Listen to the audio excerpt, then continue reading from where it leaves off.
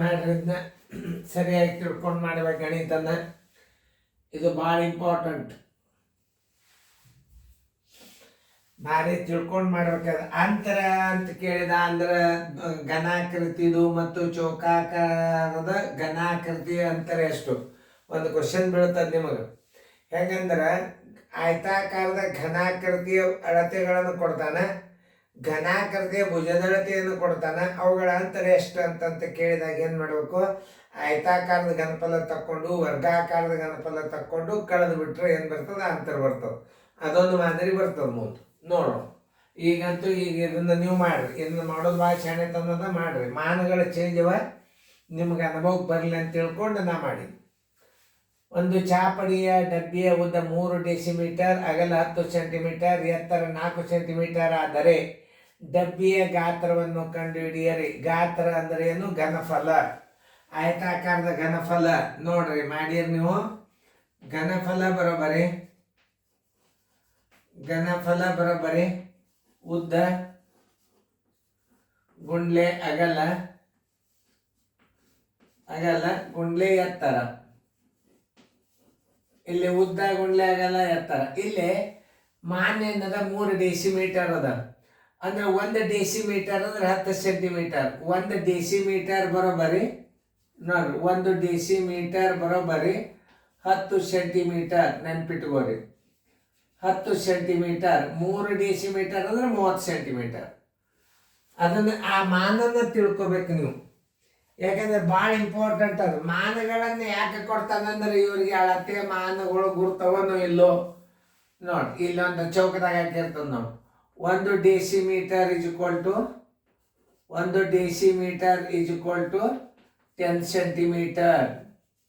ಇದನ್ನ ನೆನ್ಪಿಟ್ಕೋರಿ, ಇಂಥವು ಗ್ಯಾರಂಟಿ ಬೀಳ್ತಾವ. ಅಂದ್ರೆ 3 ಡೆಸಿಮೀಟರ್ ಅಂದ್ರೆ 30 ಸೆಂಟಿಮೀಟರ್ ಹಚ್ಕೋರಿ. 30 ಗುಂಡ್ಲೆ 10 ಗುಂಡ್ಲೆ 4, 3 4 12 ಘನ ಸೆಂಟಿಮೀಟರ್. ಘನ ಸೆಂಟಿಮೀಟರ್ ನೋಡ್ರಿ. ಈಗ ಎಲ್ಲರ 1200 ಘನ ಸೆಂಟಿಮೀಟರ್ ಉತ್ತರ ಸಂಖ್ಯೆ ಡಿ.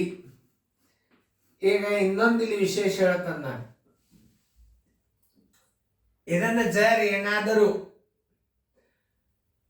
ಇದು ಇದು ಇದು ಉತ್ತರ ಕರೆಕ್ಟೇ. ಏನು ಘನ ಮೀಟರ್ ಅಂತ ಬರೆದಿದ್ದ ಅಂದ್ರೆ ನೀವು ಇದಕ್ಕೆ ಉತ್ತರ ಹಾಕಬೇಕು. ಇದು ಘನ ಸೆಂಟಿಮೀಟರ್ ಅಂತ ಅದ. ಈಗ ನೀವು ಇದಕ್ಕೆ ಹಾಕಿದ್ರಿ.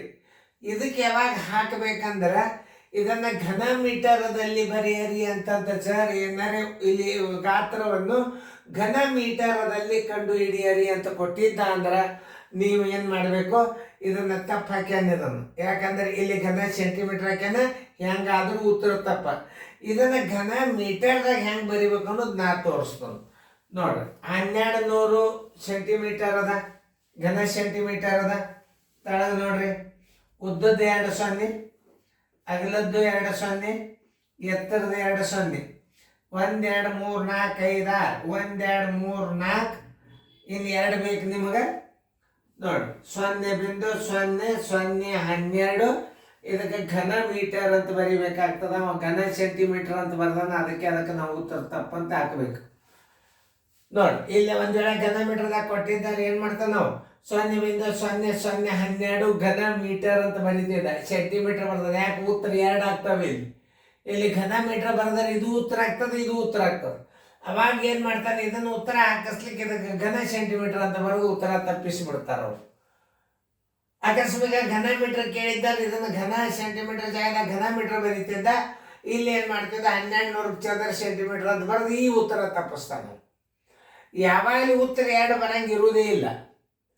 ಮಾನದೊಳಗರೆ ತಪ್ಪಿಸಿರ್ತಾನೆ. ಒಂದು ಅಂಕಿ ಸಂಖ್ಯೆಗಳನ್ನ ಕರೆಕ್ಟೇ ಇಟ್ಟಿರ್ತಾರ ಅವರು. ನೆನ್ಪಿಟ್ಕೊಡ್ರಿ, ಚೆನ್ನಾಗಿ ಬಿಡಿಸ್ಕೋರಿ. ಫೇರ್ದಾಗ ಘನ ಮೀಟರ್ದಾಗ ಬರೀದನ್ನು ತೋರಿಸಿ ನೋಡ್ರಿ ಇದನ್ನು.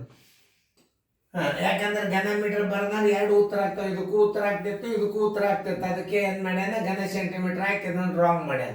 ಇದು ಘನ ಮೀಟರ್ವನ್ನ ಘನ ಸೆಂಟಿಮೀಟರ್ದಾಗ ಇಟ್ಟಾನ. ಉತ್ತರ ಸರಿಯಾಗಿ ತಿಳ್ಕೊಂಡು ಗಣಿತಗಳನ್ನು ಮಾಡ್ಬೇಕು.